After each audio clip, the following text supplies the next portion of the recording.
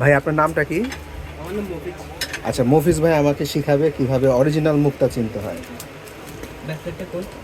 Bracelet, এই যে bracelet, এই যে ব্রেসলেট, এইটা হচ্ছে ব্রেসলেট। এটা হচ্ছে এখানে স্বাভাবিকলি বুঝতে পারবেন। পার্ল হলে আপনি যখন গ্লাসে ঘষা দিবেন, গ্লাসে ঘষা হ্যাঁ দিলাম, গ্লাসে ঘষা দিলে এরকম একটা স্কেচ করবে পার্ল হলে।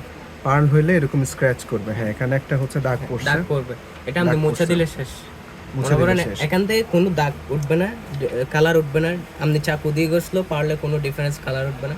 যে কালারটা ন্যাচারাল ভাবে ওইটা ভিতরে ওই কালার, কোনো ডিফারেন্স কালার উঠবে না। আর এটা হচ্ছে রিয়েল তামা, একদম এরকমই থাকবে। আপনি যদি একটা পুঁতি সারাদিন ঘষাঘষি করেন, এটা কোনো স্ক্র্যাচ করবে না। যে রকমই করেন না, উল্টো আমাদের গ্লাস দাগ হয়ে যাবে। গ্লাস দাগ হয়ে যাবে। পার্লটা আপনি যখন গ্লাসে ঘষা দিবেন এরকম স্ক্র্যাচ করবে। আচ্ছা, তাইলে হচ্ছে গিয়ে পার্ল আমি এটা পার্ল না। না, এটা আর্টিফিশিয়াল। আর্টিফিশিয়াল, তাইলে এইভাবে। পার্লের গ্লিস হচ্ছে এরকম আজীবনই থাকবে। কোনো এটা ডিসকালার হয়ে যাবে 2-1 মাস পর, এটা কোনো ডিসকালার হবে না। এটা আচ্ছা, চুমকি একটু ধরিও। আচ্ছা ভাই, আমি একটা ঘষা দিয়ে দেখি। অবশ্যই আচ্ছা দেখো, এই যে আমি একটা বিসমিল্লাহ বলে একটা ঘষা দিয়ে দেখি। একটা না, আমি অনেকগুলা দিচ্ছি।